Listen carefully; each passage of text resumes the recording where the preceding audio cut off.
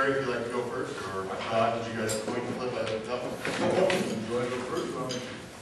Sure, I'll go first. Okay, cool. So my name is Todd Myers. I'm the Environmental Director of the Washington Policy Center. Just by way of background, I've been in politics since '88, so for about 2 decades, doing environmental politics specifically for about the past decade. Worked for 4 years at the Department of Natural Resources under Doug Sutherland, he was Commissioner of Public Lands. So that's how I come to these issues. And I think the fundamental issue that we face in Washington State when we deal with environmental regulations is that environmental priorities have been set in Washington for some time now in a very ad hoc basis. The priorities that are set are based on an assessment of what our environmental needs are and where we get the most bang for our buck, but instead are assessed on what is politically feasible and politically possible. Let me just give you one salient example. So some of you may be familiar with the battle on Maury Island. Maury Island and Vashon Island are essentially together yet, as Armin lives there, so he knows this battle. There is a gravel mine on Vashon that's been there, on Maury Island, that's been there forever. And they wanted to build a dock. Initially, they wanted to build the dock because they wanted to ship the gravel from the island to build the third runway. That's come and gone, but the battle still rages on. It tells you how long this has been going on. The environmental community spent a decade fighting this, a decade or more fighting this, claiming all sorts of environmental impacts, all sorts of problems, because they wanted to build this dock out so they could load a barge and move it across, and take a few trips a day. Recently, it's not settled because I think that the glacier who owns the mine is going to go ahead and try to deal with this. But a judge, after getting all of their environmental permits from the county, Fish and Wildlife, Corps of Engineers, Department of Natural Resources, a judge ruled that the U.S. Corps of Engineers didn't follow the proper procedure. Didn't rule on what the environmental impact was, but ruled that they didn't follow the proper procedure and they have to go back and start all over again. So now they get to go through this one more time. Of course, having gone through all of this and getting all their environmental permits and everything, the actual impact of the dock is very small. I mean, it's absolutely tiny, especially when you consider that on an average day there are about 80 ferry trips to and from Vashon Island. And we're talking about building a dock that would have a few trips every day. Contrast that, which has been a huge battle when I ran Doug's campaign in 2004 and 2008. It was one of the big issues. Dow Constantine, in his campaign this year, mentioned it and talked about how he was trying to stop this. Contrast that with just the other side of the island, Quartermaster Harbor. Quartermaster Harbor is the harbor that's sort of between Vashon and Maury Islands. It is the most polluted part of the island. The reason it is the most polluted part of the island, they're pretty sure, is that septic tanks from the residents are failing. There's also a marina there where people have their boats and other things. So there are a variety of sources of pollution input into Quartermaster Harbor. How many of you have heard about the pollution in Quartermaster Harbor? Other than the alleged pollution. Right. How many of you have heard about the pollution? How about the fight about the dock? Several. So the question is, why is it that we're fighting about a dock when there's already 80 trips a day of ferries, but we're not talking about the pollution in Quartermaster Harbor? In fact, it's even worse. So King County recognizes, everybody recognizes that this is a problem, because pollution is a problem. King County has been trying to get a handle on the situation. And this is an article from about a month ago in the Beach Journal that says, after 2 years of efforts, King County officials have made little headway in a far-reaching attempt to get homeowners on the western shore of outer Quartermaster Harbor to address failing septic systems that are fouling the wildlife-rich bay. Okay? Little headway after 2 years. Little headway is an understatement. County officials, by their own admission, have met resistance on the part of homeowners. Despite several meetings, no homeowner has stepped forward to allow the county to look at his or her system, and none has agreed to work publicly with county officials to find a solution to a system that may be failing right now. So the question is, why is it that the environmental community spent literally a decade and thousands, maybe hundreds of thousands of dollars fighting this dock and is doing nothing in Quartermaster Harbor, which is a much more serious problem addressing the thing that they claim that they care about, which is unclean water. And the answer is, one of them is politically expedient and the other is not. And too often, that's the way that we make decisions in Washington State about the environment. Let me just talk a little bit about cap and trade, because cap and trade is sort of the issue of the day. Everything in the world now is related to climate change and reducing carbon emissions, from how we drive, the kind of cars we drive, tolls, growth management, renewable energy. I mean, it's all in there as a justification for the policy. The policy in Washington State that we looked at is a system called cap and trade. For those of you who don't, it's what they're looking at the federal level. For those of you who don't understand what it means, it's fairly straightforward. And that is that each year a cap is set on the amount of CO2 emissions that an industry or an area can emit. And each emitter is either given or must purchase sort of permits to emit CO2. So if I emit 100 tons of CO2, I have to hold permits that say I can emit 100 tons of CO2. And with the current proposal, both in Washington State and in Washington, D.C., those permits would largely be handed out for free to current emitters rather than auctioned off. There's a variety of different problems with this, especially here in Washington State. One is that this is the system that underlies Kyoto, and what they found in Europe when they implemented was those who got the permits, politically favored groups. Right? So it mattered more who your lobbyist was than what your ability to reduce your pollution or how much you've been emitting CO2 or those sorts of things. And you get these very complex schemes that become politically motivated. And environmental regulation becomes a way of picking and choosing winners and losers. So that's one problem. Another problem in Washington State is that we already do very well when it comes to CO2 per capita. I think we have the second lowest CO2 emissions per capita in the country. I think Vermont is first, and the reason Vermont is first is because 100% of their energy is nuclear. So we have something on the order of 80% of our energy is either hydro or nuclear. So we have very low emissions. There's two problems when you apply cap and trade to statewide programs. The first is that because the largest portion of our emissions come from transportation, it's very difficult to apply a cap and trade system to transportation. In Europe, actually, transportation emissions are going up because it's so difficult. It's very easy if you have a big emitter, right? You have a big coal plant that's emitting. You can measure it, you can track it, you can apply the regulations to it. For all of us, it's much more difficult to do that. The second thing is that because we rely on hydro for our clean energy, that we're very subject to the whims of individual years and the weather and the amount of rain and snowpack. So if we have a low snowpack year, and suddenly the amount of hydro energy that we can produce goes way down, then what ends up happening is that we have to make up that energy elsewhere. We're going to have to make up that energy probably with natural gas or coal, things that emit CO2. So if you're under a capped system, and suddenly you're doing okay, but then you have a low water year, and now you have to buy lots of carbon-emitting energy, you have to go out and buy lots and lots of carbon permits on the market in order to make sure that you're still below the cap. Huge volatility, huge volatility. Volatility in energy is very destructive to the economy, as we saw in 2001, when we had those huge swings in energy costs and aluminum plants shut down and things like that. So what we've seen elsewhere with cap and trade, we certainly saw it in the early years of cap and trade in Europe. Cap and trade was originally applied to the sulfur dioxide market. That's how they came up with this idea.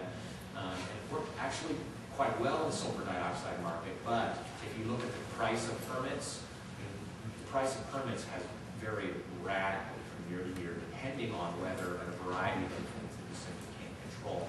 So when you apply a very volatile system like that to energy, you're asking for real power. We had, for those who are concerned about CO2, many are not. Many think that it's a very small problem. The science is not there. Certainly, we agree that the science is evolving. But if you are concerned and you want to address CO2, the better way to do it is not to create complex environmental regulations that pick winners winners and losers, and encourage politicians to give allocations to their friends and hurt their enemies. Do something that is much more simple and transparent. And what we would advocate in that alternative is a straight carbon price. You emit a ton of carbon, you pay a price for every ton of carbon that you emit. And what that does is, because it's very transparent, you can see what the price is. You can't pick winners and losers. What it does is it says everybody in this room, it sends them a signal. If you want to emit carbon, you can do that, but you pay a price. If you want to reduce the amount of taxes that you pay because of carbon, then you can do that either by telecommuting, or by buying a Prius, or by driving fewer miles, or something else. Whatever works best for you. And the creativity of all the people in this room and all the people in the state is going to be far more powerful at affecting that than whatever systems that government can come up with. I'll just end with this and give you this sort of a perfect example of how that plays out.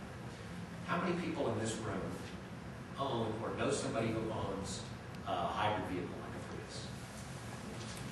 Most people. How about a hydrogen car?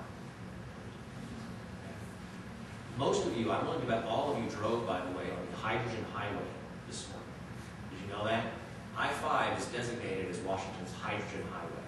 So if you do get a hydrogen car, you can feel happy because you can go to the hydrogen filling station that's at the place behind the thing. You can see it there. I mean, it's ridiculous. We have this hydrogen highway we're promoting. Nobody has a hydrogen car. How about an electric vehicle? Anybody? All there knows me is one person and two people. Golf cart? Golf carts don't count. Electric lawnmower? Electric lawnmower, yeah, it's a riding lawnmower, I'll give you that, but no. So 2 or 3 people. How about 80,000-pound trucks? I can't put on props on it and make it move.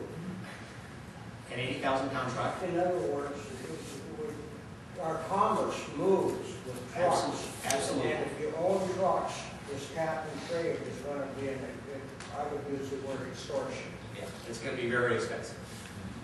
But in terms of those 3 systems, now before I go on, let me just say, I always used to say golf carts don't count, but actually the federal government now thinks that golf carts do count because they actually have a program to encourage people to buy electric vehicles. They give you something like $5,000 for an electric vehicle. And now they found that if you put a 3-point belt in your golf cart, they will count, and they say it's roadworthy, they will count a golf cart as an electric vehicle. And there are companies who sell golf carts who are now saying you can get this to buy a new golf cart. But the question is, of those 3, which one came out of the marketplace, and which 2 have been promoted by government for 20 years? The hybrid. The hybrid is the one that came out of the marketplace. California has had a law for nearly 20 years saying we want zero-emission vehicles, either electric or hydrogen cars. In fact, California claimed that by 2010 they were going to have 200 hydrogen filling stations across the state. They currently have 15. For another year, they have to come up with about 885. Hybrids were not counted toward California's law until 2007, when they finally said, all right, we have to get into reality here, and they're not counted. And so it's ironic that when we look out at the landscape and we say, what is the prototypical, emblematic symbol of the environmental movement? And we say it's a Prius. And if the Prius is the one type of energy-efficient vehicle that didn't get governmental preference, that came out of the market, because Toyota and Honda recognized that there was a market for people who wanted to save on fuel and who wanted to reduce their environmental impact. That's the power of the marketplace, and that's the approach that we ought to have when it comes to environmental regulation. Rather than picking and choosing winners, rather than trying to pick and choose technologies, we ought to say to people, we're going to give you a general incentive, because we know that the creativity of all of you people is going to be vastly superior to what politicians, bureaucrats, and other folks can come up with, because their vision is much more limited than the vision of all people. Okay, Gary, now I guess you're up. Thank you. Thank you. Great comments by Todd. My name is Gary Smith. I'm the Executive Director of the Independent Business Association. I'm going into my 37th year of representing small businesses. I am a lot. I do hang around down there a little bit, daily, all day long. I was going to talk more specifically about how some of the environmental regulations, how they directly affect small businesses. I was going to start out with the issue of hazardous waste. And for those of you that aren't necessarily involved in hazardous waste, your auto repair shop is involved in these regulations and some of the other businesses that you would commonly go to. And one of the big challenges you have with the hazardous waste law is to figure out if it is or if it isn't hazardous waste. And there's a designation process that you must go through. Is it corrosive? Is it toxic? And we have a test for that, a TCLP test that you use. Is it flammable? Is it reactive? And you have to, as a business owner, figure out if what you're disposing of meets any of those criteria and demonstrate to regulators that in fact it does or it does not. If it does, then you have requirements on containment of the waste, labeling. You have to deal with secondary containment and spills. Then you have to deal with the issue of disposal of the waste. You have to keep records. In fact, when you ship the waste off-site, you must have a record of where it went, and you must get a response back from where it went saying they got it. And you have to keep all these records. And if you don't, you will be liable for that waste. And part of it that's in the waste area, hazardous waste, is looking at the area of trying to recycle rather than dispose. The more you can do that, the better we are. I can tell you that businesses that deal with this on a regular basis, this has been somewhat constant, and most of them have been able to deal with it fairly well. I don't know if there's anybody in the room here that has to deal with this, but if you have any comments, I think it's wise to put them up on the board. The latest thing is, of course, they're pushing you on trying to reduce the amount of electricity used by using CFL, the compact fluorescent lights. Well, now the big deal is you get the compact fluorescent lights and get them back because they contain mercury. And if you don't dispose of them properly, you end up with mercury going up. Mercury is a big challenge. We're doing it now with switches in cars in the automotive area. Remember when you open up the trunk and the light comes on? Well, most of those are a mercury switch inside of the mechanism for the light bulb. And now the people that recycle cars have to pull all these mercury switches out and send them back. So that's the area of hazardous waste. And if you've got issues with hazardous waste, we hope that you'll put it up on the board. The next major area of activity is the area of waste cleanup. You spill something on the ground, primarily. I'm not talking water. That's a whole different issue. You don't want to do that. Put it on the ground. It's an area you really want to stay away from. It is extremely costly. It is extremely complex. All of us remember where the old gas station used to be down in the corner. And if you look there now, there's usually an area that's fenced off, and you walk by it, you can hear something running. What they're doing is they're cleaning the groundwater. And this thing will go for years and years and years and years trying to clean the groundwater with hydrocarbons out of the ground. So that's an area you really want to stay away from. But if you get there, it's a very costly and complex area. The most active thing right now on the area of environmental issues with the Department of Ecology is the new stormwater permit. And this is a huge, huge, huge deal. Many firms it applies to, and the first place we start out with on this issue is, do you have an industrial activity exposed to stormwater? And if you do, you're under this new permit. Most businesses don't even know it's out there unless you're one of the, I think it's 11 industries that's required to be covered by this permit. Otherwise, if you have an industrial exposure, such as vehicle repair outside, doing loading and unloading of trucks or whatever outside without any cover over, outdoor processing such as rock crushing, concrete mixing, and that sort of thing, outdoor storage that could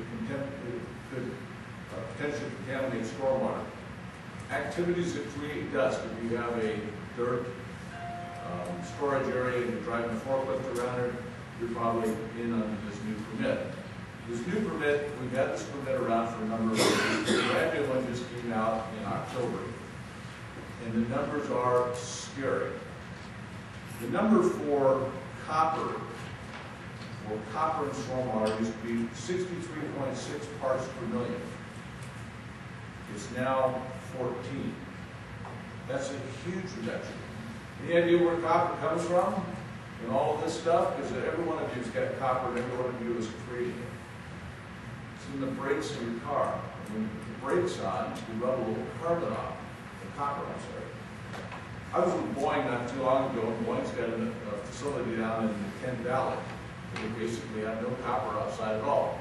They won't meet this new copper standard. You know why? Because of the wind-blown dust off of Highway 167. Will contaminate their area, and Boeing is going to spend a huge amount of money having to deal with cleaning up copper that they never created. That's just one example. We've gone from 15 parts per billion on petroleum to a visible sheen or 10 parts per billion. The numbers just keep getting uglier and uglier. If you are so unfortunate as to be covered by this permit, you have to do water quality sampling every month. And then if you violate one of these things, you have to do certain activities. Now, we used to have what was called benchmarks, which was your target. And then you had something called an action level. It was higher, maybe double what the benchmark was, and that was where you had to go out and do something. Well, the action levels are now gone. The benchmarks now become the action levels. So I'll go back to copper. Copper used to be benchmark 636. It's now 14. The old action level was 149. So now we're at less than 10% of what it used to be on copper. This is going to be a huge challenge. For the action, or for the corrective actions, the first time you violate it, you have to go out and do a complete analysis of your facility and try and find out how you can reduce the level. That's the easy part. When you get to level 3, in other words, you violated it now 3 times, you must go get an engineer's stamp saying this process will fix the problem. You're talking, when you get an engineer's stamp, of costing tens of thousands of dollars. It's a lot of small businesses around the state of Washington that are not going to be able to endure this kind of issue. This all comes from the federal government. It starts out as under the NPDES law, National Pollution Elimination Discharge Law. What has happened in the state of Washington is we said, hey, federal government, we'll run this program for you. So we have been a delegated state and we run the program. So what's happened here locally in the state of Washington is the federal government had a pretty good idea, so there's folks here that think it might be better if you just lower some of these numbers. Make things better. It's going to be better for the environment. We also have far more, how would I say it, difficult things to do if in fact you violate the standards.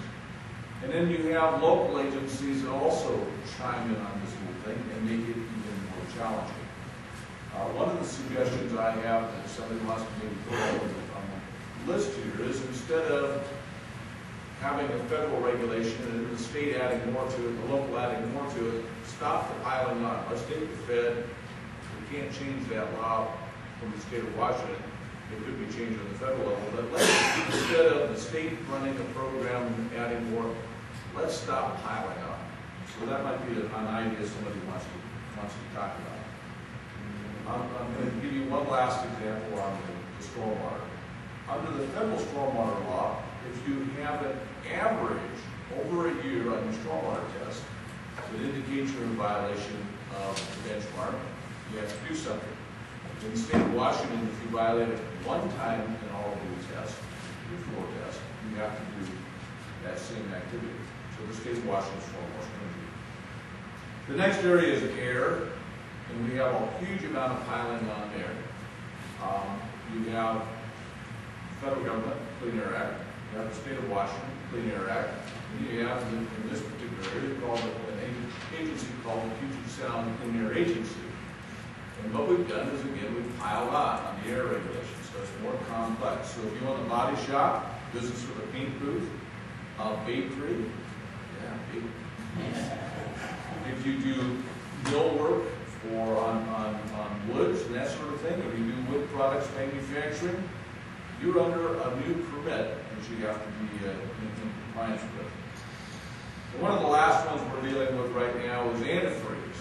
And folks are now required, as of January 1, 2010, to put in a bittering agent in the antifreeze. And you have to be between 30 parts per million and 50. It can't be 55, it has to be 50 parts per million of this bittering agent. And I've even called up the Department of Agriculture, who runs this thing, and said, hey, how do we do this? And they said, you know, we're not exactly sure, but we'll get back to you. That was a month ago. Haven't heard a word. So be in compliance. You know. Anyway, some suggestions that people might want to think about is the issue of piling on, as I described. The complexity of these regulations, unless you are a road scholar, most of them make no sense. When you call an agency up and say, how do you do this? They go, oh.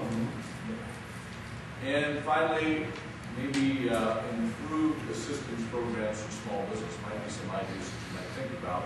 But really, this is your show, not ours, and we're eager to hear your input. Thank you. Gary and Todd, and at this point now,